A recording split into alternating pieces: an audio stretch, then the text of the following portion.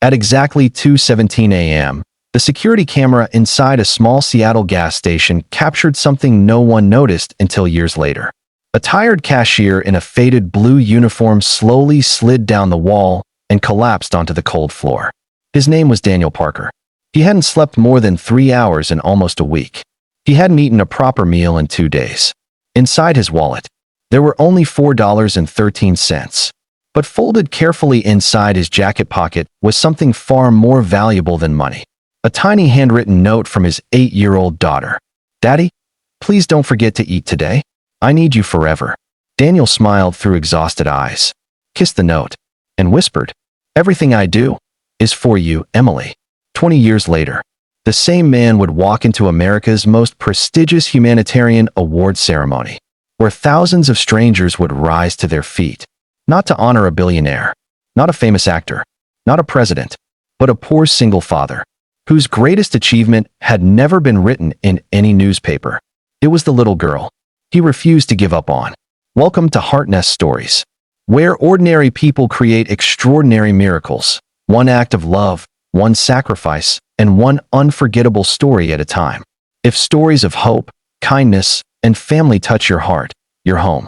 Seattle, Washington, October 2006. The city was just beginning to wake. Rain drifted gently across the empty streets. Streetlights reflected off the wet pavement like long rivers of gold. Most people were still asleep, but Daniel Parker had already been awake for almost 3 hours. His alarm had rung at 3:45 a.m., not because he wanted to wake up, because life gave him no choice. He quietly reached for the alarm before it could ring a second time. The apartment was silent. He looked toward the small bedroom at the end of the hallway.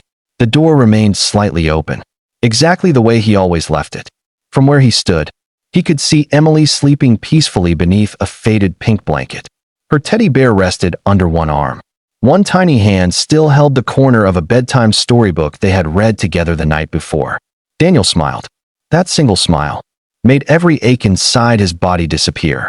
He walked softly into her room, carefully tucked the blanket around her shoulders, brushed a loose strand of hair away from her forehead, then whispered words she never heard.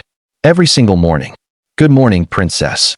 Daddy's going to make today a little better than yesterday." He kissed her forehead, turned off the hallway light, and quietly stepped outside into the freezing Seattle morning. The cold air hit his face immediately. His 20-year-old pickup truck waited beside the curb. The driver's door didn't close properly anymore. The heater had stopped working the previous winter. The windshield carried a long crack stretching almost from one side to the other. Daniel placed both hands on the steering wheel before starting the engine. For a few seconds, he simply closed his eyes, not to sleep, just to gather enough strength for another impossible day. Then, the engine roared to life. Another day had begun. Daniel pulled his old pickup truck onto the empty streets of Seattle. The dashboard clock read 4:28 a.m. Most of the city was still asleep. Coffee shops were dark. Traffic lights changed colors for roads with no cars. Only delivery trucks, garbage collectors, and people carrying invisible burdens were awake at this hour. Daniel belonged to the last group. His first job began at 5 o'clock every morning. He worked as a janitor inside a downtown office building. The building looked beautiful from the outside. Glass walls, marble floors, luxury offices. Executives would arrive a few hours later wearing expensive suits, never realizing that someone had already spent hours making every hallway shine before they stepped inside. That someone was Daniel. He parked behind the building and grabbed his worn cleaning cart. The wheels squeaked loudly as he pushed it through the empty lobby. The security guard looked up from his desk. "Morning, Dan." Daniel smiled. "Morning, Mike." Mike had known Daniel for almost 3 years. He had watched the same man arrive before sunrise, every single weekday, without ever being late. "You look exhausted." Daniel laughed quietly. "I've looked exhausted since 2002. Mike chuckled. "Fair point." Then his expression became serious. "You should slow down." Daniel simply smiled. "I can't." Mike didn't ask why. He already knew. Everyone in the building knew about Emily. Daniel rarely talked about his daughter, but whenever he did, his entire face changed. It was the only time exhaustion disappeared from his eyes for the next 3 hours. Daniel worked quietly. He emptied trash bins, vacuumed carpets, cleaned fingerprints from glass doors, refilled coffee stations, wiped conference tables where million-dollar decisions would later be made. Sometimes, he stopped for just a second, not because he was lazy, but because his lower back hurt so badly that standing straight became almost impossible. He was only 36, yet his body felt 20 years older. Still, he never complained, because every extra minute he worked was another dollar for Emily's future. At exactly 7:43 a.m., Daniel's phone vibrated. The screen lit up. Emily read Heart.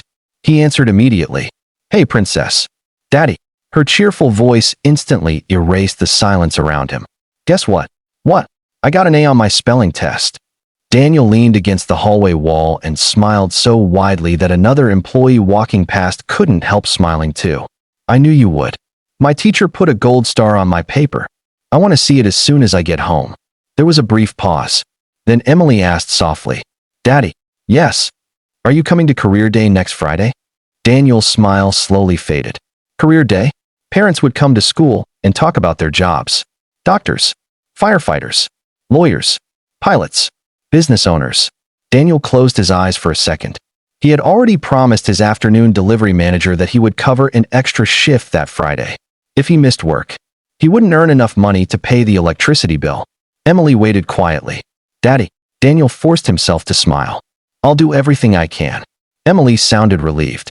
"Okay. I love you. I love you more, princess." He ended the call and remained standing there, staring at the blank phone screen. Later that morning, Daniel finished his cleaning shift. Most people would have gone home. Daniel didn't. He drove across the city to begin job number 2, a regional delivery company. Boxes, packages, heavy lifting, hundreds of miles every week. His supervisor, Carl, handed him a scanner. "Busy day?" Daniel nodded. "When isn't it?" Carl laughed. "Good point." As Daniel loaded dozens of packages into the truck, he noticed something written on one of the cardboard boxes.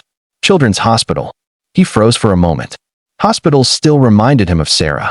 The smell, the machines, the silence after doctors stopped trying. He quickly looked away. Some memories never became easier. You simply learned how to carry them. By noon, Seattle traffic had become a nightmare. Rain returned. Drivers honked impatiently. Daniel rushed from one address to another. Apartment buildings, small businesses, family homes. Every delivery required another flight of stairs, another signature, another smile. Even when his feet hurt, he smiled. Even when customers were rude, he smiled. Because he had promised himself something years ago. Emily will never pay the price for my bad days. Around 2:15 p.m., he finally stopped outside a small neighborhood bakery. He reached into his pocket. $4.13. That was everything. He looked through the bakery window. Fresh sandwiches, hot soup, warm coffee. His stomach growled loudly. He hadn't eaten since yesterday afternoon. He took one step toward the entrance, then stopped. Instead, he walked across the street to a grocery store. He bought a loaf of bread, a carton of milk, and Emily's favorite strawberry yogurt. When the cashier handed him the receipt, his wallet was almost empty. Daniel smiled anyway. Emily would have dinner tonight. That was enough. Daniel stepped out of the grocery store with a single paper bag tucked beneath his arm. Inside it were only 3 things: a loaf of bread, a carton of milk, Emily's favorite strawberry yogurt. Nothing for himself. He walked toward his truck as the cold October wind swept across the parking lot. His stomach growled so loudly that an elderly woman passing nearby glanced at him with concern. "You okay, son?" Daniel smiled politely. "I'm all right." It was the same answer he gave everyone. Neighbors, co-workers, cashiers, friends he hadn't seen in years. "I'm all right." Sometimes. Those 2 words were the biggest lie he told all day. The drive home took nearly 40 minutes. Rush hour traffic had already begun. Luxury SUVs surrounded his aging pickup. People impatiently honked at every red light. Daniel wasn't in a hurry. He had learned long ago. There was no point racing through life when tomorrow would bring the same struggle. He turned on the old radio. Static. Then an old country song filled the truck. It was Sarah's favorite. His fingers tightened around the steering wheel. For a moment, he could almost hear her singing beside him. She always sang off-key. Emily inherited that too. Daniel smiled through wet eyes. "Still making me smile?" he whispered. When he finally reached the apartment building, he climbed 3 flights of narrow stairs carrying the grocery bag. The hallway smelled of old paint and laundry detergent. Apartment 3B. Home. Before he could unlock the door, it flew open. "Daddy!" Emily threw herself into his arms so hard he almost lost his balance. "There you are. I made something." "You did." She grabbed his hand and pulled him inside. The apartment looked different. Small paper hearts had been taped to the walls. Crayon drawings covered the refrigerator. The kitchen table held 2 plates. And in the center sat something that looked suspiciously like burned grilled cheese sandwiches. Emily stood proudly. "I cooked dinner." Daniel looked at the blackened sandwiches, then at Emily's hopeful face. "They look—" He paused dramatically, like something a 5-star chef would make. Emily laughed. "You're lying." "I am absolutely lying." They both burst into laughter. For the first time all day, Daniel forgot how tired he was. Halfway through dinner, Emily noticed something. "Daddy." "Yeah." "Why aren't you eating your sandwich?" "I'm saving it for later." Emily frowned. "You always save it for later." Daniel forced another smile. "I'm just not that hungry." Emily quietly tore her sandwich in half, then placed one piece onto Daniel's plate. "You forgot." "What?" "My teacher says superheroes need food too." Daniel looked at her. The room became completely silent. There it was again. That feeling. The one that hurt more than hunger. His little girl kept finding ways to take care of him, when it should have been the other way around. He picked up the sandwich. Took a bite. "It's delicious." Emily grinned proudly. "I told you I could cook." Daniel didn't mention that the bread was burned, or the cheese was barely melted. To him, it tasted better than anything served in a 5-star restaurant, because it had been made with love. At 6:15 p.m., Daniel looked at the old clock on the wall. Time. Again. Always moving too fast. Emily noticed his expression immediately. "You have to go again." Daniel nodded slowly. "My night shift." She tried to smile. "I know." She always tried to be brave. Always. But Daniel noticed it. The tiny disappointment she hid behind every smile. If he stayed, they could watch a movie together, read another chapter of Charlotte's Web, or simply sit on the couch talking until bedtime. Instead, he had another 7-hour shift waiting. He walked to the hallway, picked up his faded blue gas station jacket. Emily suddenly ran into her room. "Wait." A few seconds later, she came back holding something folded neatly. A note. She nodded. "You can read it when you get tired." Daniel slipped it carefully into his jacket pocket. "I'll treasure it." She hugged him tightly, so tight that he could feel her tiny heartbeat against his chest. "Come home safe." "I always will." "You promise?" Daniel kissed the top of her head. "I promise." He smiled as he closed the apartment door behind him. But as he walked down the stairs, his smile slowly disappeared. Because deep inside, he knew something most parents never admitted out loud. Life doesn't always keep promises. And tonight, without realizing it, he was driving toward the moment that would change both their lives forever. The city looked completely different after sunset. The glass towers that had sparkled in daylight now reflected thousands of tiny lights across the rain-soaked streets.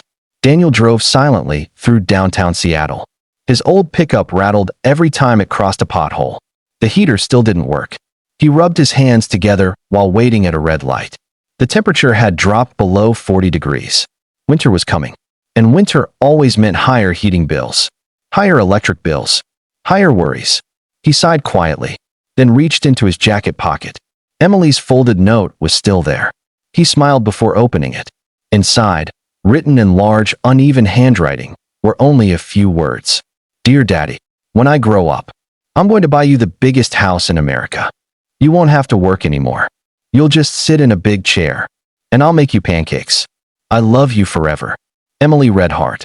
Daniel laughed softly. Then, without realizing it, a tear rolled down his cheek. He carefully folded the paper again. Not once, not twice. Exactly the same way Emily had folded it. As if unfolding it too much might somehow damage the dream inside. By 6:58 p.m. He pulled into the parking lot of Harper's Fuel and Market, a small neighborhood gas station where he worked every evening. The neon open 24 hours sign flickered above the entrance. Half of the lights in the parking lot had stopped working months ago. The owner kept saying he'd replace them. He never did. Daniel stepped inside. The familiar smell of coffee, gasoline, and fresh bread greeted him. "You're 2 minutes early," called a cheerful voice. Daniel looked up. A woman in her early 60s stood behind the counter arranging lottery tickets. Her name was Linda Harper. She and her late husband had owned the station for nearly 30 years. After her husband passed away, she kept the business running alone. To Daniel, she felt almost like family.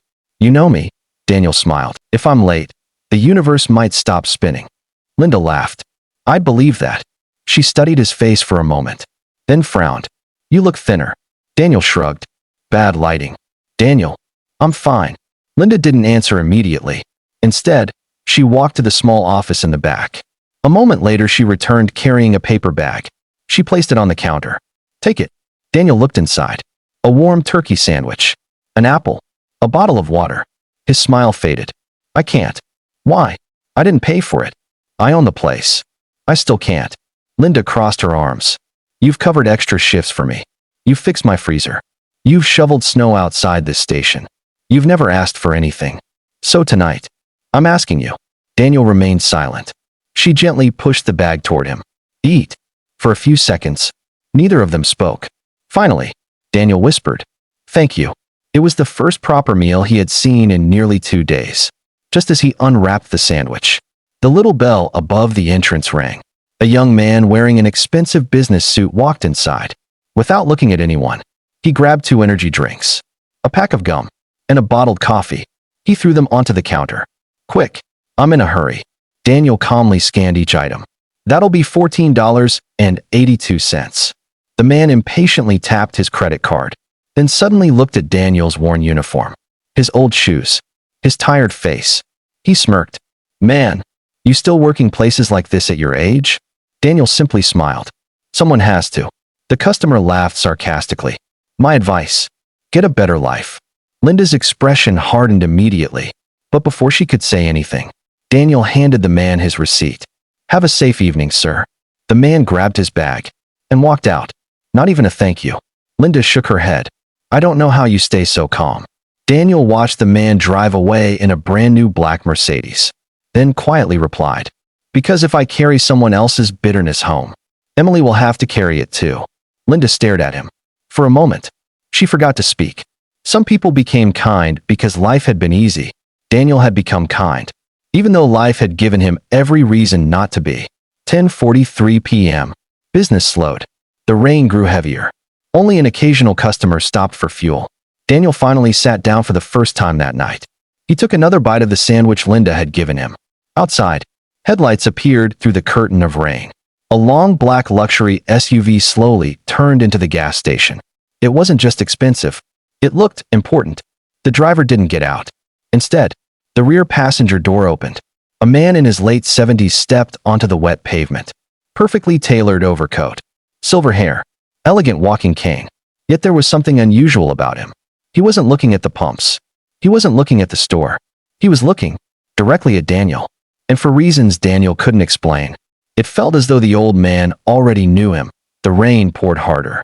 Tiny drops bounced off the black SUV as if the entire night had decided to stop at that little gas station. Daniel instinctively walked toward the entrance and held the glass door open. The elderly man smiled politely. Thank you.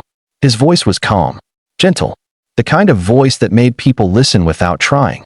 You're welcome, sir, Daniel replied. The old man stepped inside, slowly removing his leather gloves. For a brief moment, neither of them spoke. The man quietly looked around the small convenience store. Rows of snacks, coffee machines humming in the corner, lottery tickets, a refrigerator full of drinks. Nothing unusual. Yet, he observed everything. Even Daniel. What can I get for you, sir? Daniel asked. The gentleman smiled. A cup of black coffee. Daniel nodded. Fresh pot. Just brewed. He filled the cup carefully, added a sleeve so the hot paper wouldn't burn the man's hand, placed it gently on the counter. The total came to $2.19. The gentleman reached into his coat, then stopped. He searched another pocket, then another. A faint look of surprise crossed his face. My wallet. He quietly checked again. Nothing. He looked almost embarrassed. I seem to have left it in the car. Daniel smiled warmly. It happens. The gentleman reached into his jacket one last time. Only a few coins. Not enough. I'm terribly sorry. I'll ask my driver to. Before he could finish, Daniel slid the coffee toward him. It's okay. The old man looked confused. No. I insist on paying. You can next time. The gentleman smiled politely. But what if there isn't a next time? Daniel answered without hesitation. Then tonight. The coffee is my treat. Linda had been watching from the office window. She knew exactly what had happened. Daniel had just paid for the stranger's coffee, using the last $2 left in his own pocket. Money that should have gone toward tomorrow's breakfast. The elderly man slowly picked up the cup. His eyes remained fixed on Daniel. Young man, what is your name? Daniel Parker. And you've never met me before? Daniel shook his head. No, sir. Then why would you spend your own money on someone you don't know? Daniel smiled. My daughter has a saying. Oh, she says, kindness doesn't ask for ID. The old man's expression changed. Not dramatically, just enough that Daniel noticed. Almost as if those simple words had reached a place deep inside him. Outside, the SUV's driver hurried into the store carrying a wallet. I'm sorry, Mr. Whitmore. I left this in the back seat. Daniel glanced up. Mr. Whitmore. The name meant nothing to him. But Linda's eyes widened. She knew exactly who the man was. Almost everyone in Seattle did. Richard Whitmore, founder of Whitmore Industries. One of the wealthiest businessmen in Washington state. A man whose name appeared in newspapers almost every week. Yet Daniel had no idea. To him, Richard Whitmore was simply an elderly customer who had forgotten his wallet. Richard removed a crisp $100 bill. Please. I'd like to pay. Daniel smiled. I can't take that for a $2 coffee. Then keep the change. Daniel gently pushed the bill back. I'm sorry, sir. Our register doesn't have enough change. Richard chuckled. You really won't make this easy, will you? Daniel laughed. My daughter says honesty is cheaper than regret. For the first time in years, Richard laughed from the heart. A real laugh. Not the polite one business people used in meetings. The kind of laugh he hadn't felt since his late wife passed away. After paying properly, Richard did something unexpected. Instead of leaving, he sat by the window with his coffee. For nearly 20 minutes, he simply watched Daniel work. An impatient customer complained because the gas pump was slow. Daniel apologized, even though it wasn't his fault. A frightened little boy dropped his candy on the floor. Daniel replaced it without charging him. A tired nurse came in after a 12-hour shift. Daniel quietly gave her the last fresh blueberry muffin before someone else could buy it. No cameras, no applause, no audience, just quiet kindness. Again, and again, and again, Richard noticed every single moment. Most people treated kindness as an event. Daniel treated it as a habit. At exactly 11:37 p.m., Richard stood, finished the last sip of coffee, walked toward the counter. He extended his hand. It was a pleasure meeting you, Daniel. Daniel shook it firmly. You too, sir. Richard hesitated for a moment, then asked, tell me, if someone offered you a completely different life, what would you choose? Daniel didn't even need to think. My daughter. Richard smiled. I didn't ask who. I asked what. Daniel looked out the rain-covered window, then quietly answered, my daughter is my life. So whatever life lets me keep her smiling, that's the one I'd choose. Richard stared into Daniel's eyes for several long seconds, then nodded once. I hope we meet again. I'd like that. Richard turned, walked toward the waiting SUV, and disappeared into the rainy Seattle night. Daniel watched the taillights fade into the darkness. He had no way of knowing that this quiet conversation over a $2.19 cup of coffee had just changed the direction of his family's future forever. The black SUV disappeared into the rain. Daniel took a deep breath and returned behind the register. To him, it had been another ordinary night. Another customer. Another cup of coffee. Another small act of kindness. Nothing more. He had no idea that inside the luxury SUV, someone couldn't stop thinking about him. Richard Whitmore sat silently in the back seat. His driver, Thomas, glanced into the rearview mirror. Home, sir. Richard didn't answer immediately. Instead, he looked through the rain-covered window toward the tiny gas station that was slowly disappearing behind them. Thomas. Yes, sir. How long has that young man been working there? Thomas looked surprised. I'm not sure. I'll find out. Richard nodded. Please do. After another moment of silence, he quietly added, and find out everything you legally can about him. Thomas had worked for Richard for almost 25 years. He had heard those words only a handful of times. Whenever Richard became interested in someone, there was always a reason. Meanwhile, Daniel finished mopping the floor just before midnight. Linda walked out of the office carrying 2 steaming cups of coffee. She handed one to Daniel. You made an impression tonight. Daniel looked confused. On who? Linda laughed. Do you seriously not know who that man was? Daniel shook his head. Should I? Linda stared at him in disbelief. That was Richard Whitmore. The Richard Whitmore. Daniel searched his memory. The name sounded familiar. I've heard the name. Linda leaned against the counter. He owns Whitmore Industries. Thousands of employees. Scholarship foundations. Hospitals. Half the city has probably worked for one of his companies. Daniel simply shrugged. He still deserved a cup of coffee. Linda smiled. That's exactly why he couldn't stop looking at you. At 1:15 a.m., Daniel locked the front door for the nightly inventory check. The store became quiet again. Only the soft humming of refrigerators filled the room. He finally sat down. His legs ached. His shoulders burned. His hands were rough from years of hard work. He slowly pulled Emily's note from his pocket again. He had already read it 3 times that night. Still, he smiled every single time. He folded it carefully, placed it back inside his wallet, right beside an old photograph. Sarah, Emily, and himself, taken at a county fair nearly 9 years earlier. Before the hospital, before the funeral, before life changed forever. Daniel traced Sarah's smiling face with his thumb. I hope I'm doing okay, he whispered. No one answered. But somehow, looking at that old picture always made him feel less alone. Across the city, Richard Whitmore sat alone in his enormous home. The dining table could seat 20 people. Tonight, only one chair was occupied. A servant placed dinner in front of him.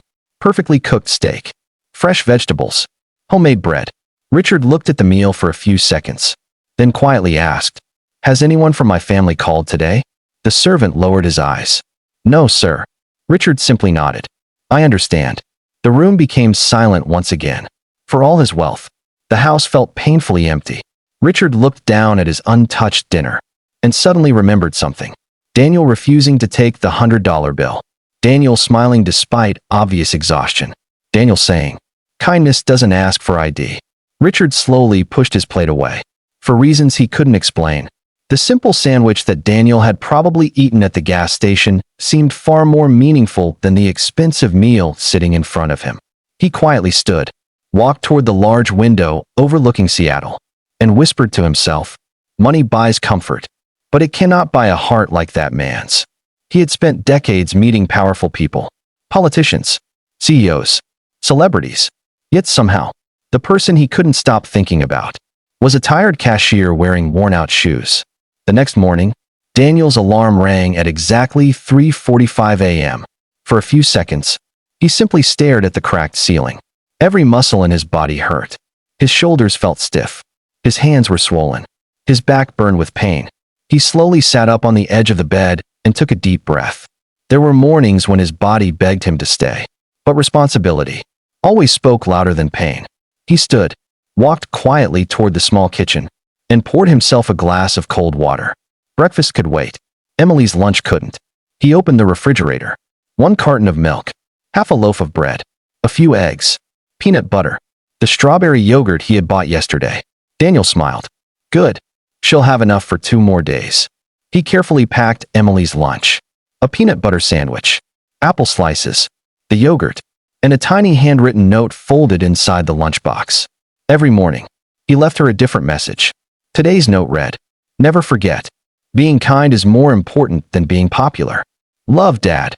At exactly 6:50 a.m., Emily walked into the kitchen rubbing her sleepy eyes. Her hair looked like it had argued with her pillow all night. Daniel laughed. I think a bird built a nest in your hair. Emily gasped dramatically. Really? Daniel nodded seriously. I counted at least 3 tiny birds. Emily rushed toward the hallway mirror. Dad. He couldn't hold back anymore did he burst into laughter. Emily realized she had been tricked. She grabbed a kitchen towel and threw it at him. You are officially the funniest dad in Seattle. I'll take that award. Breakfast was simple. Toast, scrambled eggs, milk. Emily happily talked about school while Daniel mostly listened. She loved telling stories. Sometimes they lasted 5 minutes, sometimes 20. Daniel never interrupted. He knew these mornings were precious. One day, she would grow up. One day, there would be no backpack by the front door, no little shoes beside his own, no endless stories about playground adventures. So he listened to every word, as if each sentence were something money could never buy. On the drive to school, Emily suddenly became unusually quiet. Daniel noticed immediately. What happened? She looked out the window. Daddy. Can I ask you something? You can ask me anything. She hesitated, then quietly asked, Are we poor? The question hit him harder than he expected. He looked at the traffic light ahead. It had just turned red. Perfect timing. He needed a moment. What made you ask that? Emily looked down at her shoes. Some kids said, Only poor people wear the same shoes every year. Daniel glanced at the little sneakers on her feet. They were clean, but worn. He had repaired the loose sole himself 2 weeks earlier. His chest tightened. Children could be unintentionally cruel. He turned slightly toward her. Emily, look at me. She slowly lifted her eyes. Daniel smiled gently. We don't have a lot of money. That's true. But being poor is never something to be ashamed of. Emily stayed silent. Daniel continued. You know what would make me sad? What? If you ever became rich, but forgot how to be kind. Emily thought about those words for a long moment. Then she smiled. I don't think that'll ever happen. Daniel smiled back. I believe you. The traffic light turned green. They drove the rest of the way in peaceful silence. Before getting out of the truck, Emily suddenly hugged him. I love you, Daddy. I love you more. Nope. I checked. I'm pretty sure I win. Daniel laughed. Impossible. Emily smiled mischievously. We'll let heaven decide someday. Daniel froze for the briefest second. Sarah used to say exactly the same thing. Exactly. For a moment, it felt as though his wife had spoken through their daughter. He kissed Emily's forehead. Have a wonderful day, princess. She waved as she ran toward the school entrance. Daniel waited until she disappeared inside the building. Only then did he drive away. Because he had one rule. As long as Emily could still see him, he would never leave. Across town, inside the top floor of Whitmore Industries, Richard Whitmore stood before a wall of glass overlooking Seattle. His assistant entered quietly. Good morning, sir. Good morning, Helen. You asked me to gather information about Daniel Parker. Richard turned, and Helen opened a folder. 36 years old. Widower. 1 daughter. Works 3 jobs. No criminal record. No debt collectors. No complaints from employers. She paused, then added softly. Every reference describes him the same way. Richard looked up. What do they say? Helen smiled. They all say, if you need someone you can trust, call Daniel Parker. Richard slowly closed the folder. A thoughtful smile crossed his face. Then he quietly said, Interesting. Very interesting. He walked back toward the window, watching the city below, completely unaware that the biggest test of Daniel Parker's life was only a few days away. 3 days passed. For Daniel, they felt exactly like the 3,000 days before them. Wake up before sunrise. Clean offices. Deliver packages. Spend the evening at the gas station. Come home after midnight. Sleep for barely 3 hours. Repeat. The routine never changed. Only the exhaustion grew heavier. Yet somehow, Daniel still found a reason to smile every time Emily smiled. That alone made the long days worth surviving. Friday morning arrived. Career day? The day Emily had been talking about for weeks. She had counted down the days on a little paper calendar taped beside her bed. Every evening, she crossed out another square with a bright red marker.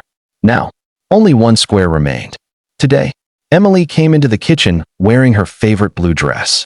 She had even tied a tiny ribbon around her ponytail. Daddy, she asked carefully, you remember what today is? Daniel's smile faded ever so slightly. Of course I remember.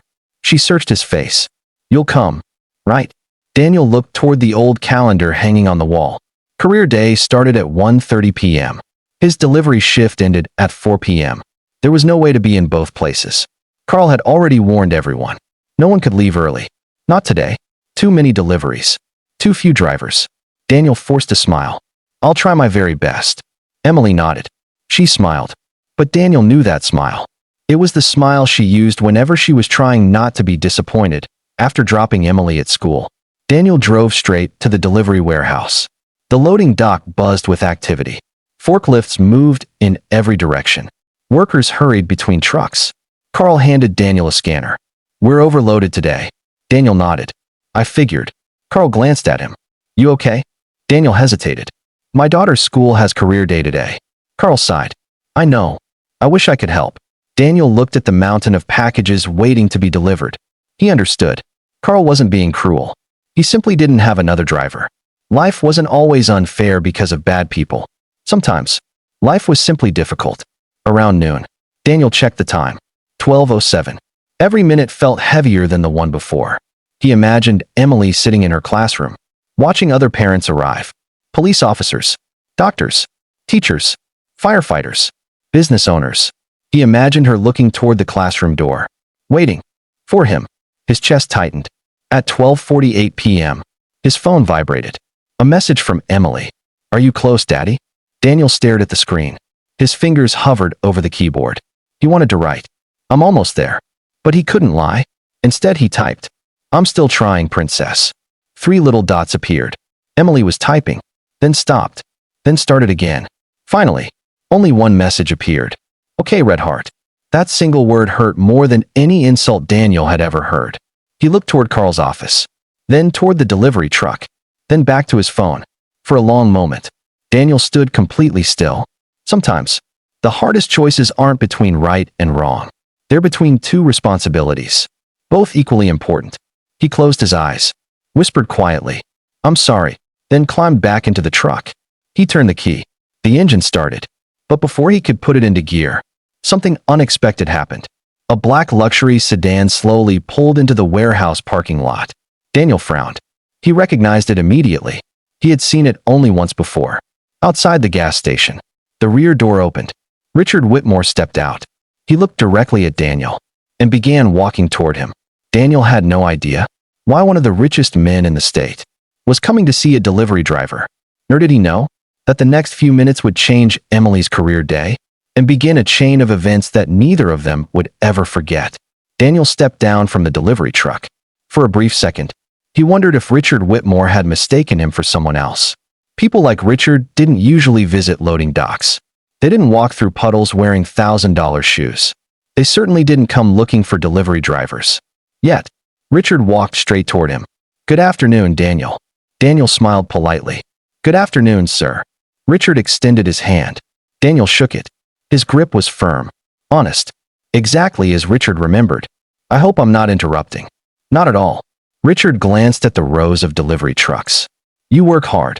Daniel laughed softly. "I try." "No." Richard smiled. "I believe you do much more than try." Carl hurried over from the warehouse office. He looked nervous. "Mr. Whitmore." "It's an honor." Richard nodded politely. "The honor is mine." Carl couldn't understand why one of the state's most influential businessmen was talking to one of his employees. Neither could anyone else. Forklift drivers slowed down. Warehouse workers quietly watched from a distance. Everyone sensed something unusual was happening. Richard turned back to Daniel. "I have a question." "Of course. If someone offered you a job, one that paid twice what you earn now, would you take it?" Daniel blinked. The question came out of nowhere. "I don't know." Richard raised an eyebrow. "You don't know?" Daniel shook his head. "It depends." "On what?" "My daughter." Richard smiled. "Everything depends on her, doesn't it?" Daniel answered without hesitation. "Everything." Richard remained silent for several seconds. Then he noticed Daniel checking the time. Again and again. "You seem distracted." Daniel looked embarrassed. "My daughter's school is having career day, and you're missing it." Daniel lowered his eyes. "I promised I'd try to come." Richard looked toward Carl. "What time does his shift end?" Carl cleared his throat. 4 o'clock. Richard looked back at Daniel. "What time does career day end?" "About 2:30. Richard nodded once, then calmly said something that stunned everyone standing nearby. "Go." Daniel frowned. "I'm sorry. Go to your daughter." Daniel looked confused. "I can't. I have deliveries." Richard looked at Carl. "I'll personally cover whatever today's lost productivity costs your company." Carl's eyes widened. "Mr. Whitmore." Richard gently raised a hand. "I'm not asking. I'm telling you." The warehouse fell completely silent. Daniel stood frozen. "No, I can't let you do that." Richard stepped closer. "Daniel, I've spent 40 years building companies. I know how to measure profit." Then he looked Daniel straight in the eyes. "And I promise you, if your daughter spends today believing her father chose work over her, that loss will cost far more than anything written on a financial statement." Those words struck Daniel like lightning. He couldn't speak. Carl slowly smiled. "Go." Daniel looked at him. "Really?" Carl nodded. "We'll finish the route. But no arguments." Daniel looked between Carl and Richard. His eyes filled with tears. He whispered, "Thank you." Then, without wasting another second, He climbed into his old pickup truck instead of the delivery van. For the first time in years, he drove not toward work, but toward his daughter. He had less than 20 minutes to get there, and he prayed. He wasn't already too late. Meanwhile, inside Emily's classroom, children proudly introduced their parents. My mom is a doctor. My dad flies airplanes. My mom owns a restaurant. My dad is a police officer.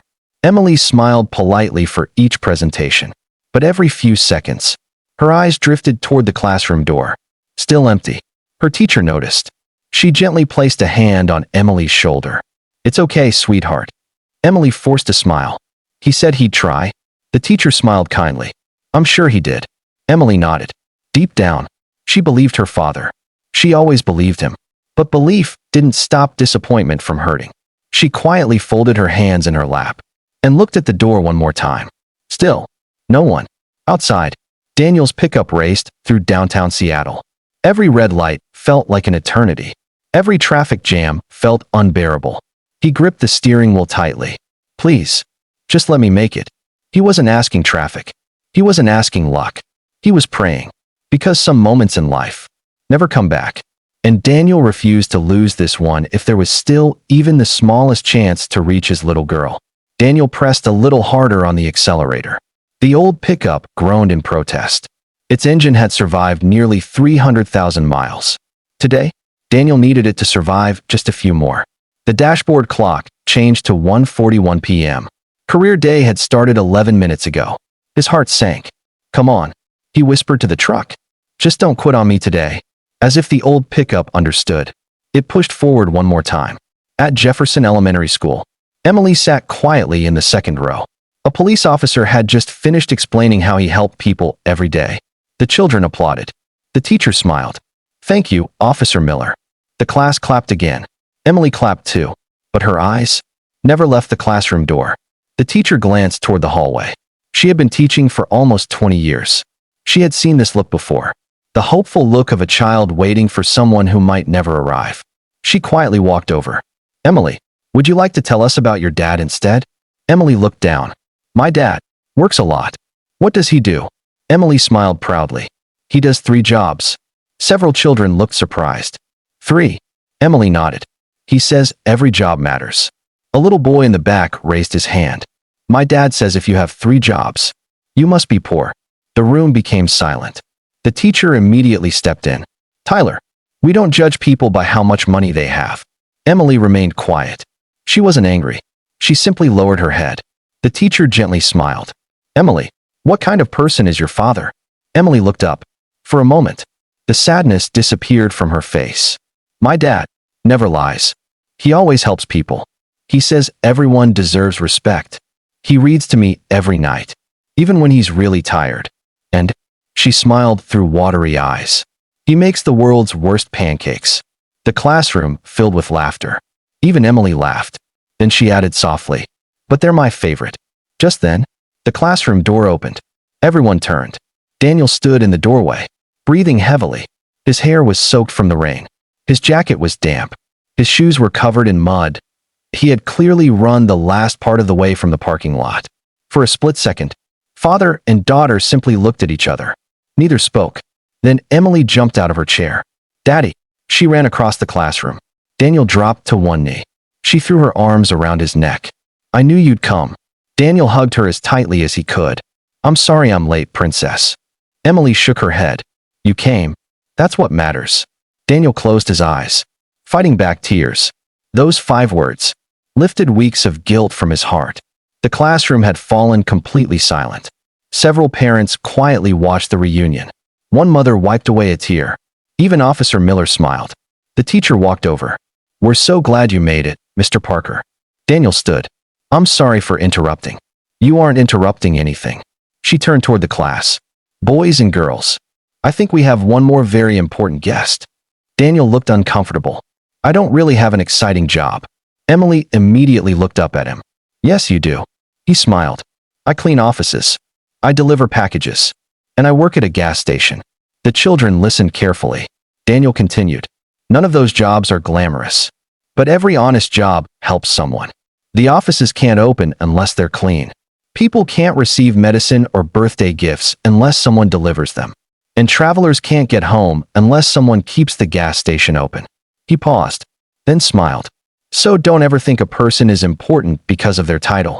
They're important because of how they treat other people. The room was completely still. No one looked bored. No one whispered. Even the children understood. Because Daniel wasn't giving a speech. He was speaking from his life. Standing quietly outside the classroom door, unnoticed by almost everyone, was Richard Whitmore. He had arrived only minutes earlier. He hadn't planned to go inside. He simply wanted to see whether Daniel would make it. Now, after hearing every word, Richard quietly smiled to himself. Then he whispered, "I was right. This man is worth far more than he knows." He turned, walked silently down the hallway, and left the school without anyone realizing that he had just witnessed the moment that convinced him to change Daniel Parker's life forever. Career day came to an end, and children began leaving the classroom with their parents. Emily refused to let go of Daniel's hand. She looked up at him with the biggest smile. "I told everyone you're my hero." Daniel smiled, his eyes still damp. "I don't know about being a hero." Emily shook her head. "I do."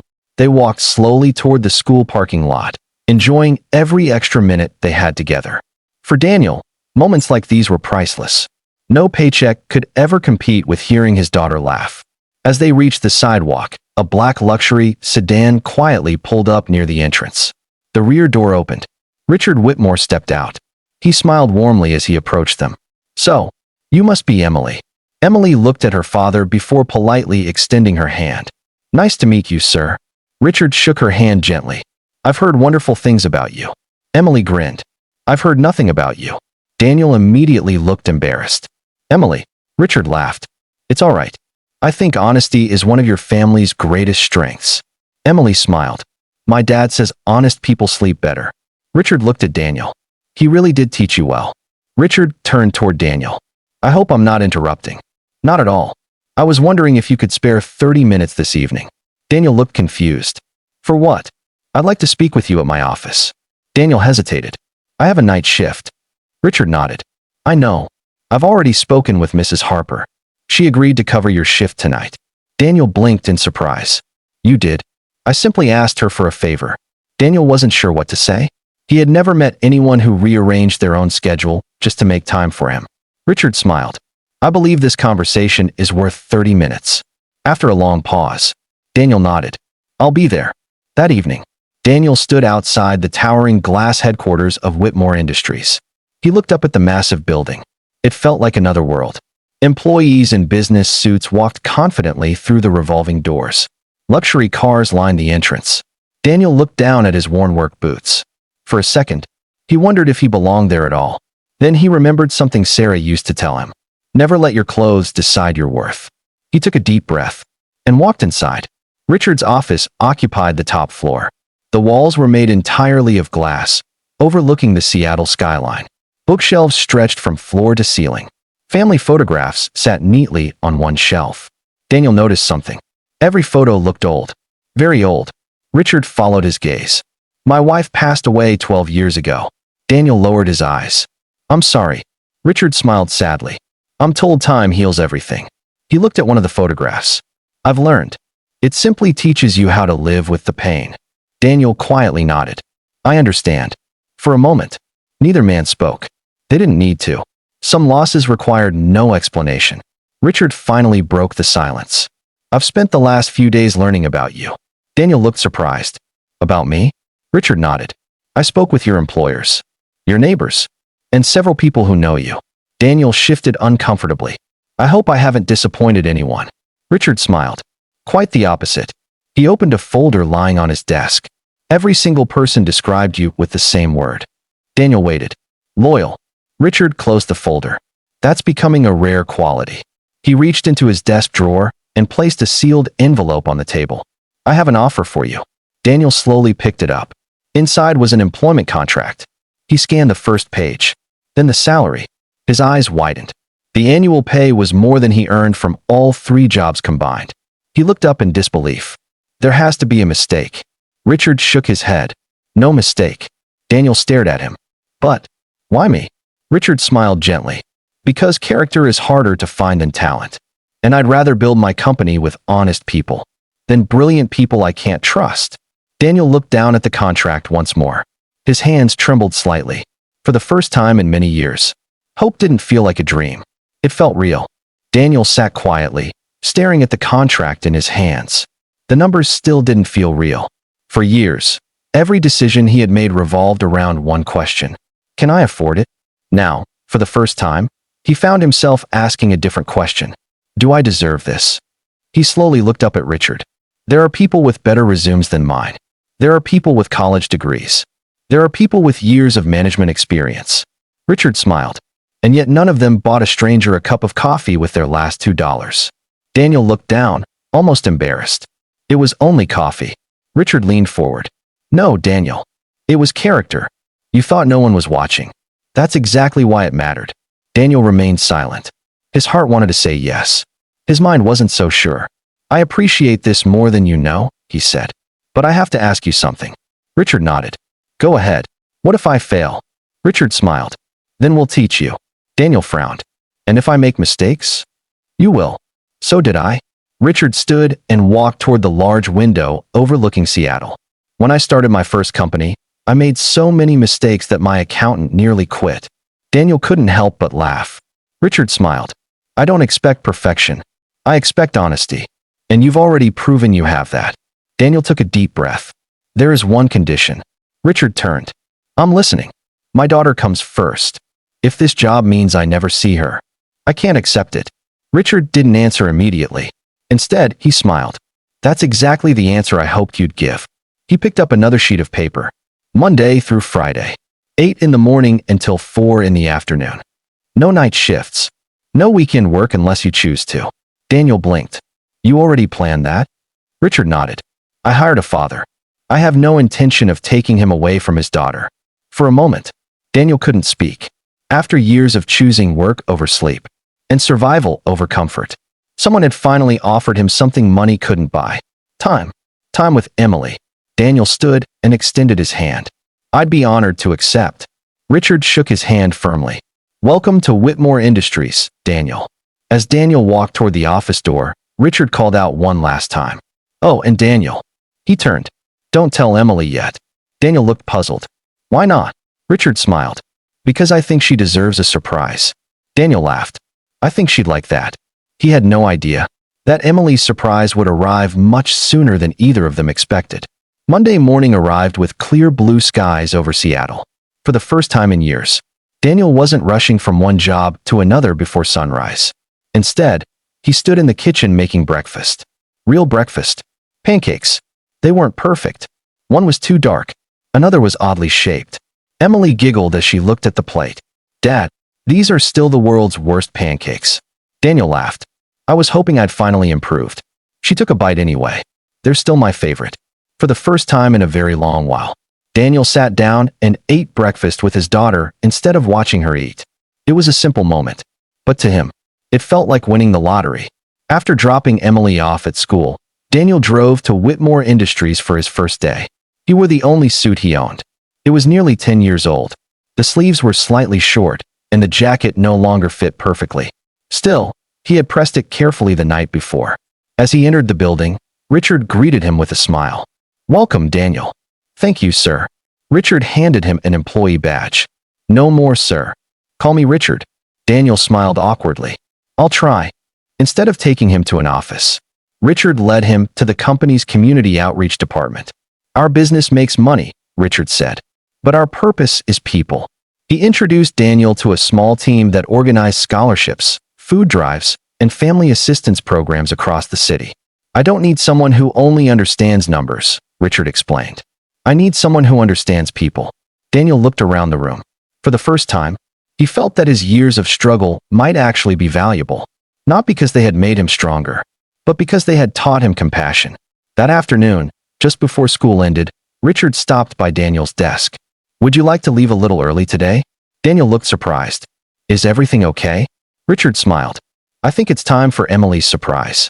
Outside the building, a modest, reliable family SUV waited near the entrance. Not flashy, not luxurious, just safe. Richard handed Daniel the keys. This vehicle belongs to the company. You'll use it for work. Then looked at him with a warm smile. And every evening, It takes you home to the person who matters most. Daniel stared at the keys in his hand. He couldn't find the words. He simply whispered, "Thank you." Richard placed a hand on his shoulder. "Go pick up your daughter."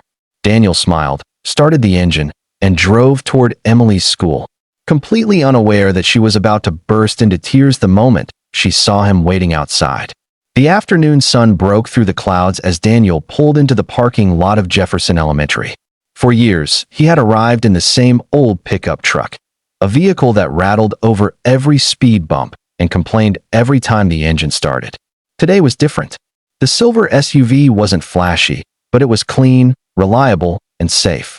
Daniel looked at the steering wheel for a moment before turning off the engine. He wasn't proud because of the vehicle. He was grateful because it represented something he hadn't had in years. Hope. He reached into the passenger seat and picked up a small paper bag. Inside was Emily's favorite chocolate chip cookies from the neighborhood bakery. He had walked past that bakery hundreds of times, usually reminding himself that cookies were a luxury they couldn't afford. Today, for the first time, he hadn't needed to count every dollar before walking inside. The feeling was unfamiliar, and honestly, a little overwhelming. The school bell rang. Within seconds, the front doors burst open as children flooded onto the sidewalk. Parents waved. Teachers smiled. Friends shouted goodbye. Daniel searched the crowd until he saw the familiar blue backpack. Emily. She was laughing with two classmates when she suddenly looked toward the parking lot. She stopped walking. Her smile disappeared. She blinked twice. Then she looked around, as if trying to figure out who the SUV belonged to. Finally, she noticed the man standing beside it. "Daddy." Daniel smiled and waved. Emily ran toward him as fast as her little legs could carry her. She wrapped her arms around him. "What happened to your truck?" Daniel laughed. "It's taking a well-deserved vacation." Emily stepped back and looked at the SUV again. "Is this ours?" Daniel knelt beside her. "It's a company vehicle. My new job lets me use it." Emily's eyes grew wider. "You got the job?" Daniel nodded. "I got the job." Without warning, Emily hugged him again. "So, does that mean you don't have to work at the gas station anymore?" Daniel smiled. "No." "And the delivery job?" "No." "The cleaning job?" Daniel shook his head. "No." Emily stared at him in complete silence. Then tears filled her eyes. "So, you're coming home every night?" Daniel's own eyes became wet. "Every night." She held him tighter than ever before. "I prayed for this." Those 4 words nearly broke him. He had spent years believing he was protecting Emily from the weight of their struggles. Only now did he realize. She had been carrying her own worries all along. On the drive home, Emily talked without stopping. She wanted to know everything.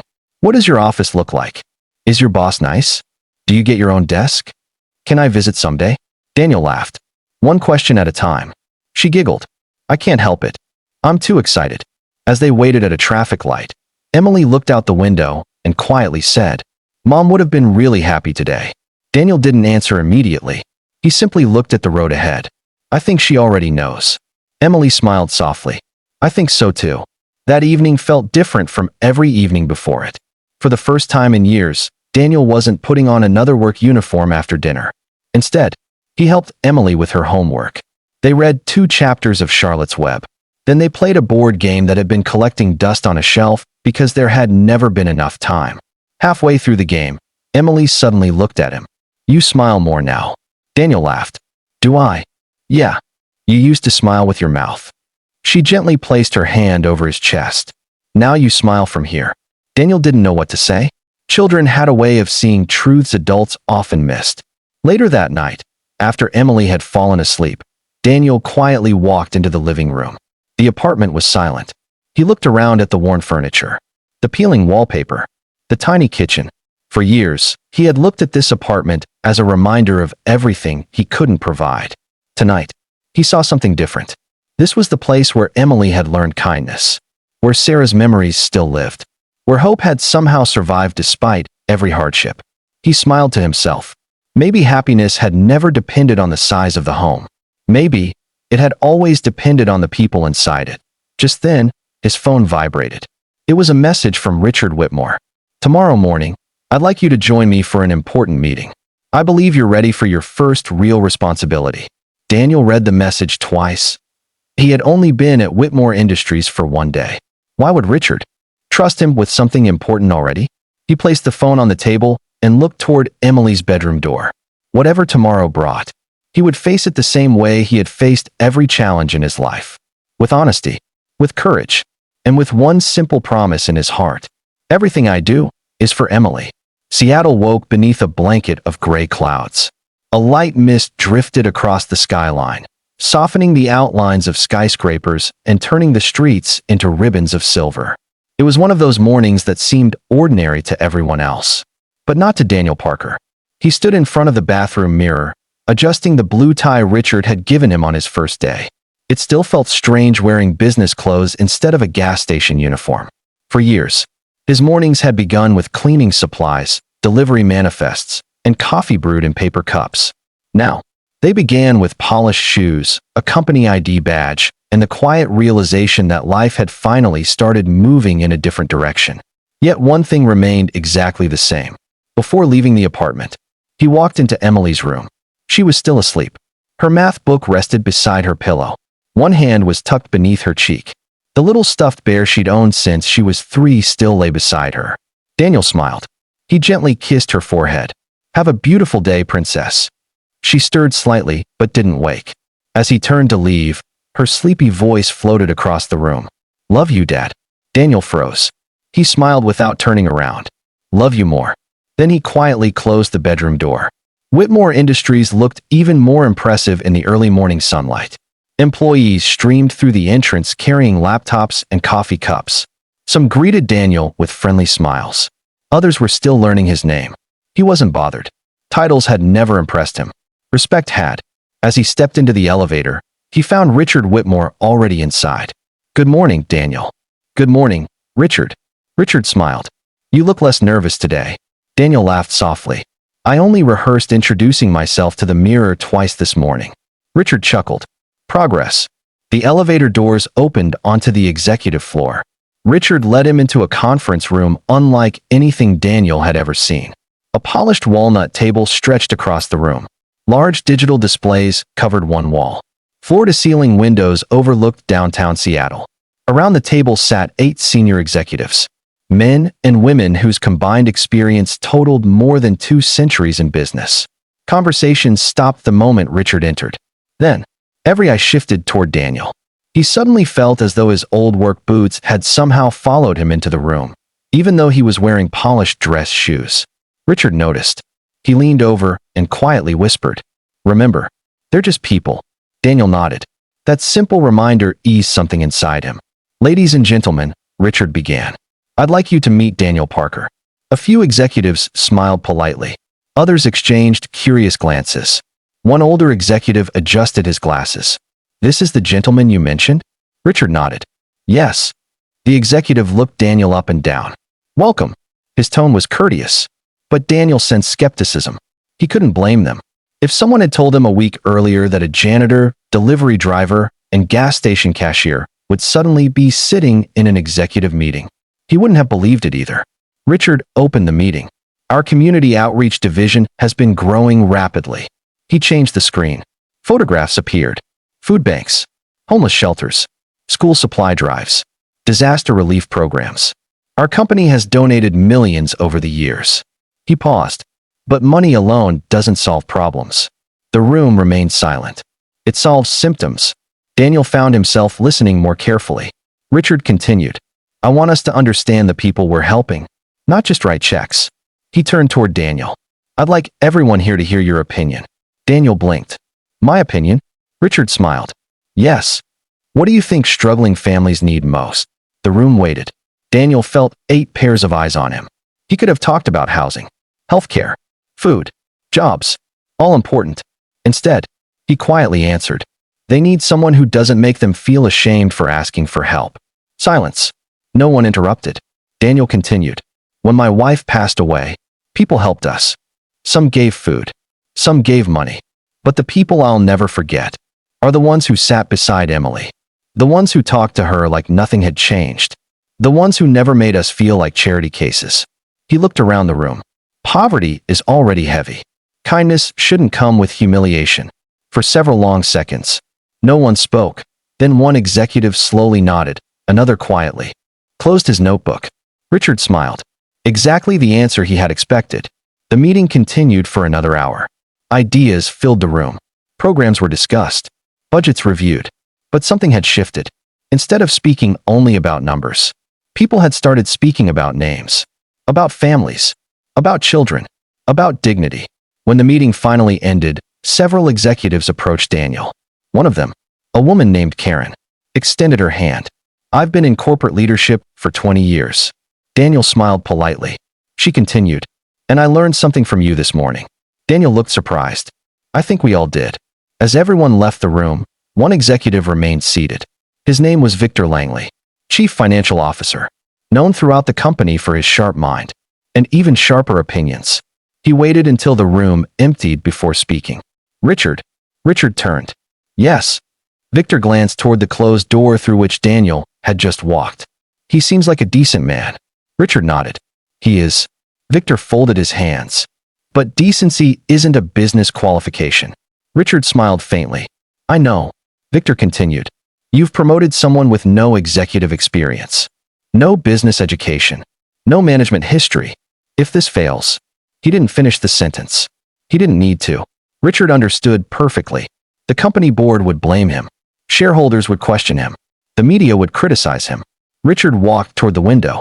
Without looking back, he quietly replied, Victor, every successful company talks about integrity. Very few are willing to hire it. Victor remained silent. For the first time in years, he found himself without an immediate argument. Victor remained seated for another moment before slowly standing. He walked toward the window beside Richard. Below them, hundreds of employees crossed the plaza carrying briefcases, coffee cups, and phones pressed against their ears. The city never seemed to slow down. Victor folded his arms. I've spent 30 years protecting this company. Richard nodded. I know. I've watched businesses collapse because leaders made emotional decisions. Richard smiled faintly. And you think I've made one? Victor didn't deny it. I think you've made a risky one. Richard looked out across Seattle. You know what the greatest mistake I ever made was? Victor frowned. No. I spent too many years believing resumes could predict character. Silence filled the office. I hired brilliant people who lied.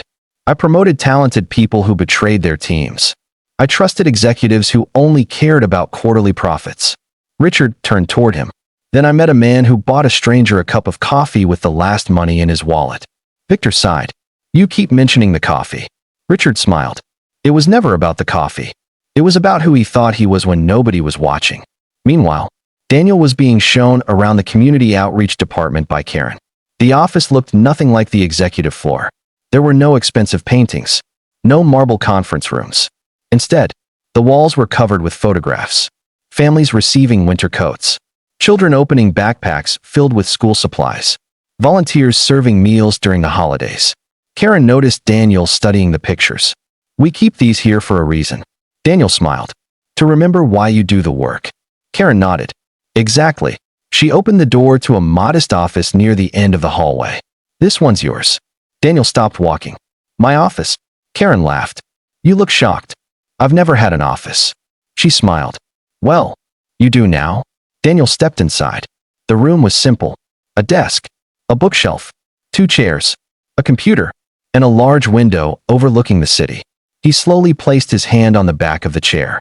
For years, he had dreamed of providing a better life for Emily. He had never imagined that dream would begin with something as ordinary as a quiet office. Karen handed him a folder. I'd like you to look through these applications. Daniel sat down. Families requesting emergency assistance. Single parents struggling with rent.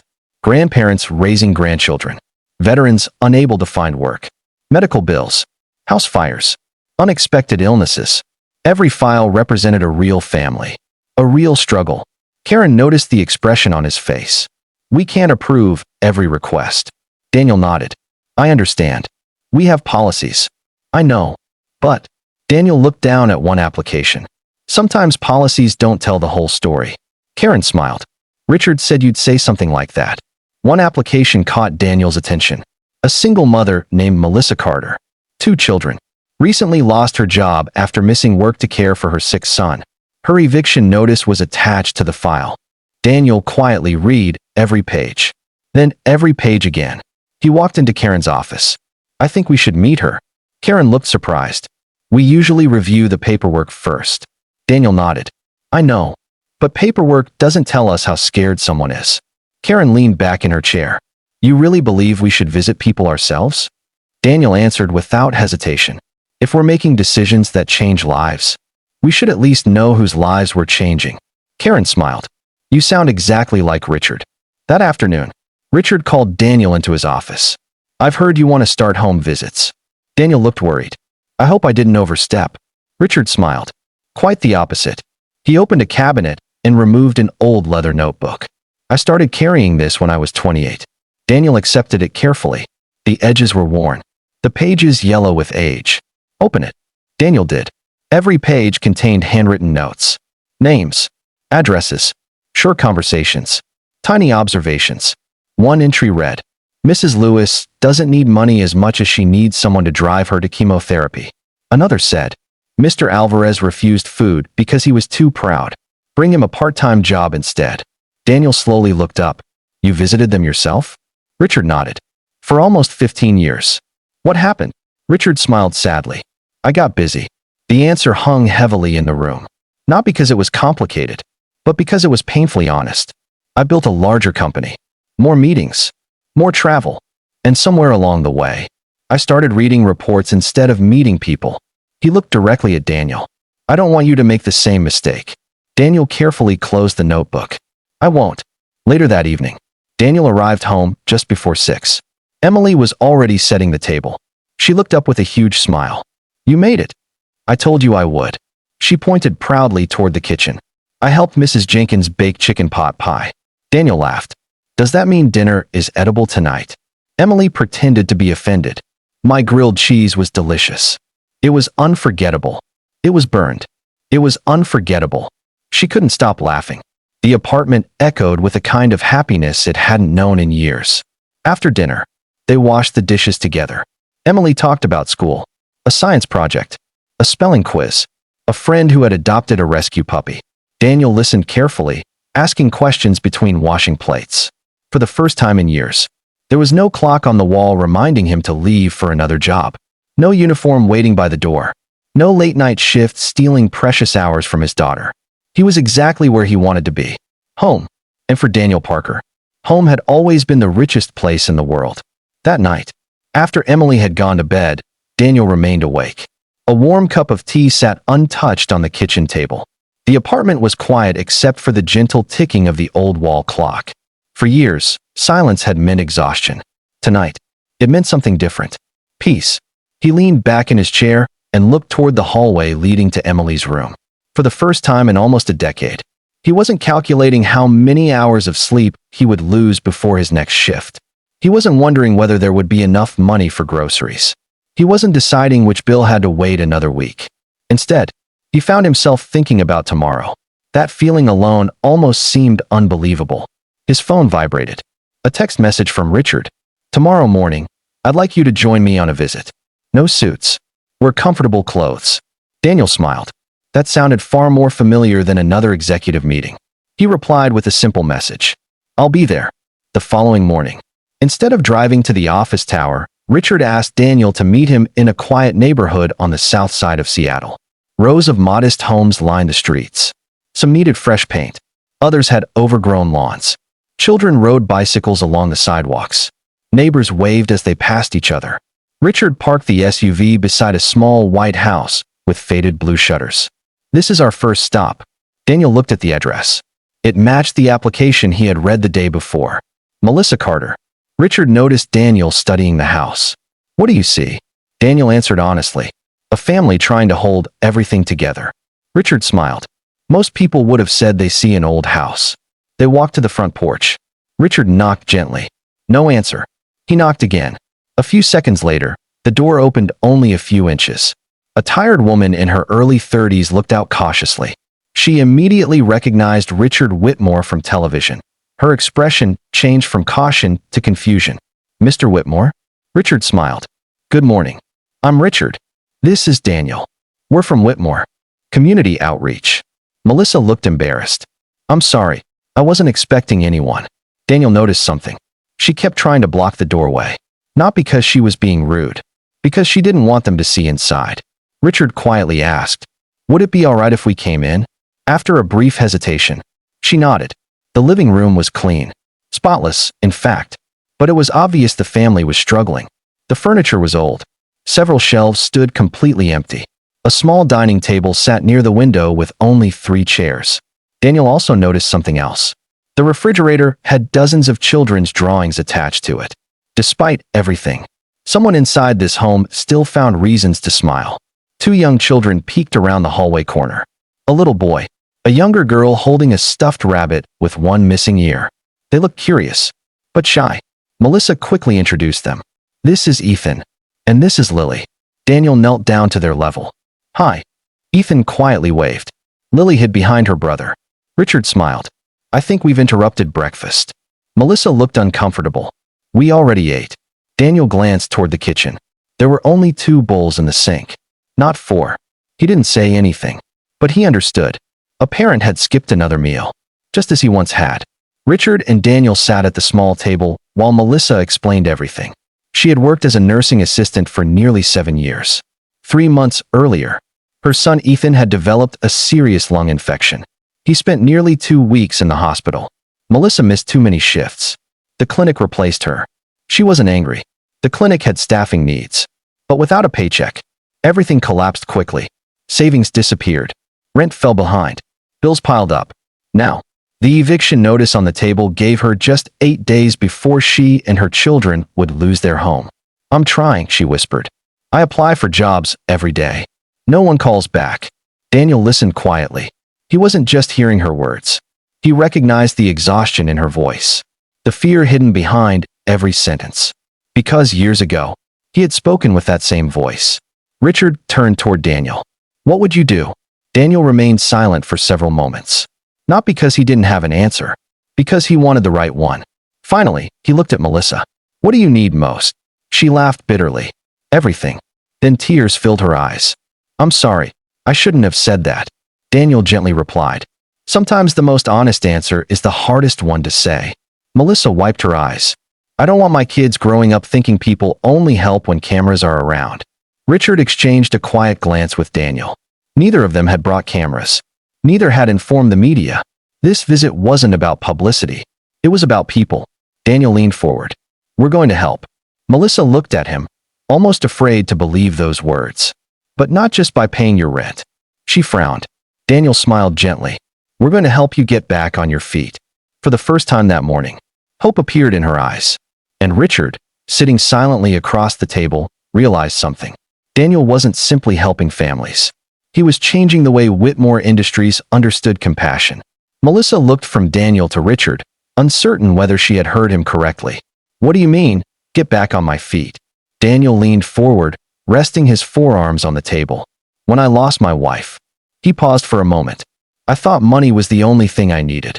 Melissa listened carefully. "But after a while, I realized something." He smiled gently. "Money solves today's emergency. Opportunity changes tomorrow." The room fell quiet. Richard didn't interrupt. He wanted Melissa to hear Daniel's story, not because it was dramatic, but because it was real. Daniel continued. "I remember standing in line at a food pantry. I was embarrassed. I kept looking down because I didn't want anyone to recognize me." Melissa slowly nodded. "I know that feeling." Daniel smiled sadly. "The volunteer who handed me the groceries never asked what I had done wrong.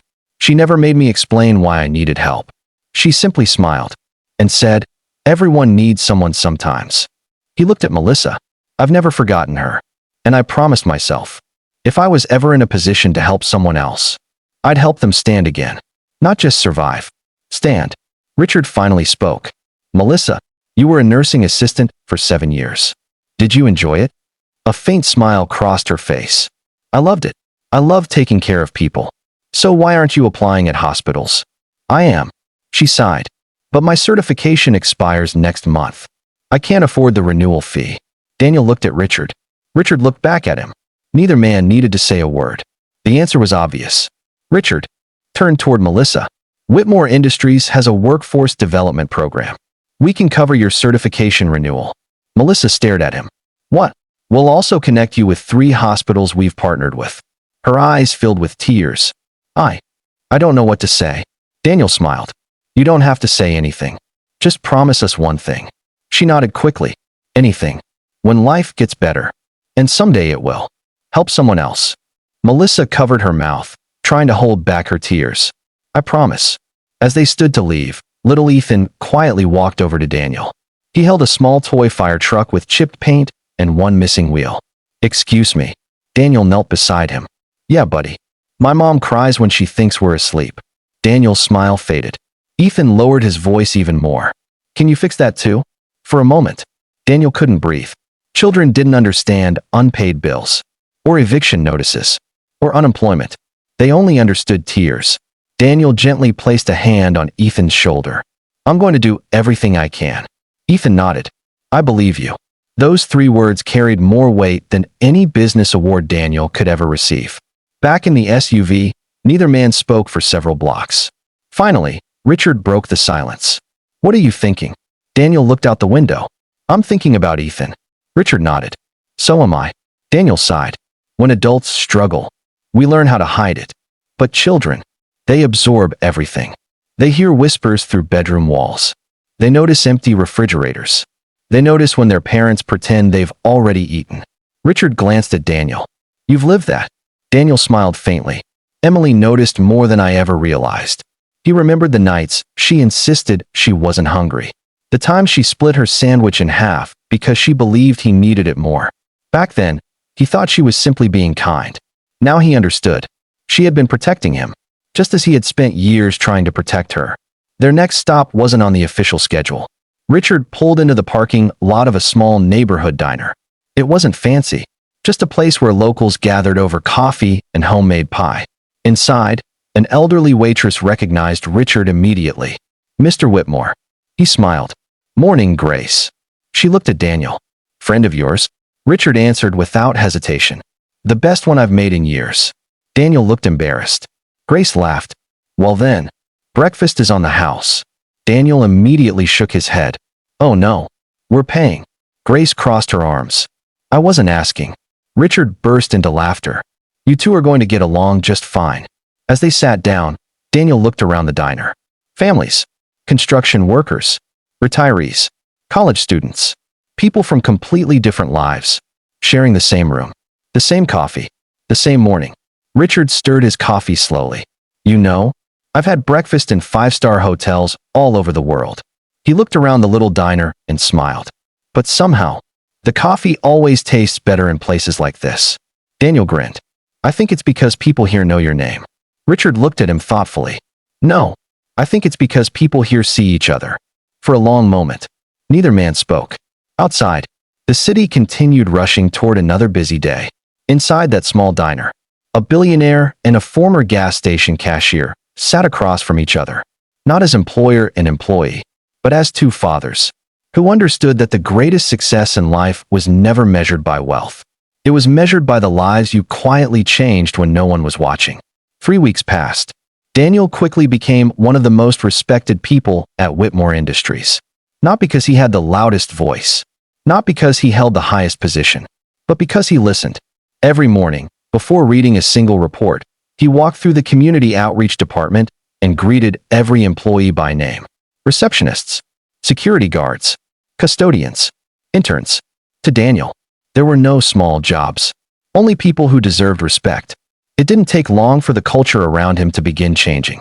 Employees who had never spoken to one another before now stopped to ask how each other's families were doing. Managers started visiting community projects instead of only reading reports. Something inside the department had shifted, and people noticed. Not everyone was happy. Victor Langley watched the changes with growing concern.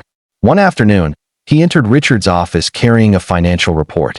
Our outreach budget is up 23%. Richard nodded. I expected that. Victor placed the report on the desk. Shareholders won't. Richard calmly closed the folder. What are you suggesting? We need to slow these programs down. Richard looked directly at him. Or, Victor hesitated. Or explain why we're spending millions on people who may never repay us. Richard stood and walked toward the window. Without turning around, he quietly replied, That's exactly why we help them. Victor sighed.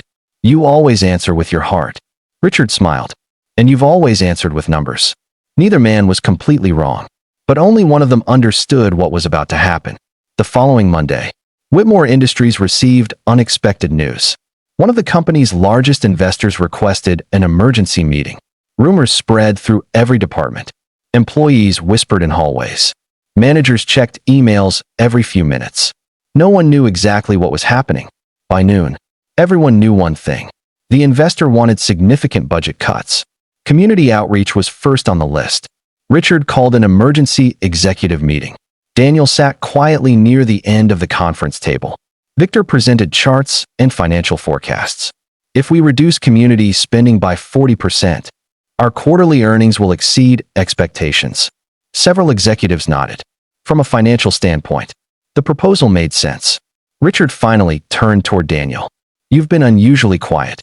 Daniel looked around the room. I was waiting until everyone finished. Richard smiled. They have. Daniel slowly stood. I understand the numbers. They matter. But I'd like to tell you about someone. Victor leaned back in his chair. A story. Daniel nodded. Yes. 3 weeks ago, we visited a woman named Melissa Carter. The room became silent. When we met her, she believed her children were about to lose their home. We didn't just pay a bill. We helped her renew her certification. We connected her with employers. Yesterday, Daniel smiled. She started working full-time at Seattle General Hospital. Several executives looked up from their reports. Daniel continued. She called me yesterday. Do you know what she said? No one answered. She said, "Please tell Mr. Whitmore another family won't need my spot anymore." Daniel paused. She didn't ask for more help. She asked us to help the next family. He looked around the room. That's not an expense. That's an investment. Silence filled the conference room. Not the uncomfortable kind. The thoughtful kind. Victor slowly closed his laptop. For the first time, he wasn't looking at numbers. He was imagining faces. Children. Parents. Families. He quietly asked, "How many Melissa Carters are waiting for us?" Daniel answered softly, "More than we can help alone." Which is exactly why we shouldn't stop trying. Richard smiled. He didn't need to say another word. The room had already changed. One by one, the executives lowered their hands. The proposal to cut the outreach budget was rejected unanimously. Even Victor voted against it. As everyone stood to leave, Victor walked over to Daniel. He extended his hand. "I owe you an apology." Daniel looked surprised. "I judged your resume. I should have judged your character." Daniel shook his hand warmly. "We're on the same team." Victor smiled. "I know, and I'm glad we are." That evening, Daniel arrived home carrying a small white envelope. Emily met him at the door. "Good news." "The best." He handed her the envelope. Inside was a letter from Whitmore Industries. At the bottom, Richard had written one sentence by hand. "Kindness is contagious. Thank you for reminding us." Emily looked up at her father. "You changed their company." Daniel smiled and gently shook his head. "No, sweetheart. They changed mine too." He looked around their little apartment. It was still the same home, the same furniture, the same old kitchen, but it no longer felt small. Because love had a way of making even the smallest place feel like home. 6 months later, autumn painted Seattle in shades of gold and crimson. The trees outside Jefferson Elementary swayed gently in the cool breeze as parents gathered for the school's annual Community Heroes celebration. This year, the event wasn't honoring firefighters, or police officers, or athletes. It was honoring ordinary people whose kindness had changed lives. Emily sat in the front row, nervously swinging her feet beneath her chair. She knew her father had been invited. She had no idea why. Backstage, Daniel adjusted his tie. He still felt uncomfortable standing in front of crowds. Richard noticed. Nervous. Daniel laughed. Terrified. Richard smiled. Good. The day you stop being nervous about doing the right thing is the day you stop caring. Daniel smiled. You always know what to say. Richard chuckled. No, I've just made enough mistakes to know what matters. The principal stepped onto the stage. Today, we're recognizing someone who reminds us that true success isn't measured by wealth, but by the lives we touch. She paused. This year's Community Hero Award goes to Mr. Daniel Parker. The auditorium erupted in applause. Emily jumped to her feet before anyone else. That's my dad. She clapped so hard her hands turned red. Daniel slowly walked onto the stage, overwhelmed by the standing ovation. He accepted the small glass award and stood before the microphone. For a long moment, He couldn't speak. Then he looked at Emily. Everything else disappeared. When my wife passed away, I thought my life had ended. I believed my daughter deserved a better father than the one I could become. He took a slow breath. So I worked, and worked, and worked. I thought providing for her meant giving her more things. He smiled at Emily. But she taught me something. The greatest gift a parent can give isn't money. It's presence. The room was completely silent. I also learned something else. Kindness doesn't make you weaker. It makes everyone around you stronger. He turned toward Richard. A man I barely knew believed in me. Before I believed in myself. Richard lowered his head, deeply moved. Daniel continued. If someone changes your life, don't spend the rest of your life paying them back. Spend it paying that kindness forward. The audience rose to its feet once again. After the ceremony, families filled the school courtyard. Melissa Carter walked toward Daniel wearing blue hospital scrubs. Beside her were Ethan and Lily. Ethan ran up first. Mr. Daniel. Daniel knelt and hugged him. Melissa smiled through happy tears. I wanted you to know. I've been working for 4 months now. We moved into a new apartment. The kids each have their own room. Daniel smiled. That's wonderful. Melissa looked at him. And every Friday, I volunteer at the same food pantry that once helped me. Daniel's eyes filled with tears. You kept your promise. Melissa nodded. I'll never forget it. A few moments later, Richard quietly joined them. He watched Ethan and Lily laughing with Emily across the playground. Then he looked at Daniel. Do you know what the best investment of my life turned out to be? Daniel smiled. Whitmore Industries? Richard laughed. No. He placed a hand on Daniel's shoulder. Believing in one honest father. For the first time in many years, Richard didn't feel lonely. He hadn't simply found an employee. He had found family. That evening, Daniel and Emily walked home through the quiet streets. The award rested under Daniel's arm. Emily slipped her hand into his. Dad, yeah. Remember when I asked if we were poor? Daniel nodded. I do. Emily smiled. I think I finally know the answer. Daniel looked at her. We never were. He frowned slightly. We weren't. She shook her head. We had love. We had mom's memories. And I had you. She squeezed his hand. Some kids have everything. Except that. Daniel stopped walking. He wrapped his daughter in a warm embrace. As the sun slowly disappeared beyond the Seattle skyline, he looked toward the sky and whispered, Thank you, Sarah. I hope I made you proud. A gentle breeze rustled the autumn leaves. Daniel smiled. For the first time in many years, his heart felt completely at peace. Sometimes, the richest people are not the ones with the biggest houses or the largest bank accounts. Sometimes, the richest person is a single father who never stopped choosing kindness, even when life gave him every reason not to. Because one act of kindness can change one life, and one changed life can change the world. If this story touched your heart, remember, kindness is never wasted. The smallest act of compassion can become the greatest turning point in someone's life. Thank you for spending your time with us here on HeartNest Stories, where every story reminds us that hope, love, and kindness still exist in this world. If you enjoyed this story, don't forget to like, subscribe, and turn on the notification bell so you never miss another heartwarming journey. Share this story with someone who needs a little hope today. Until next time, take care of yourself, take care of others. And always remember, a kind heart can change the world. We'll see you in the next story, right here on HeartNest Stories.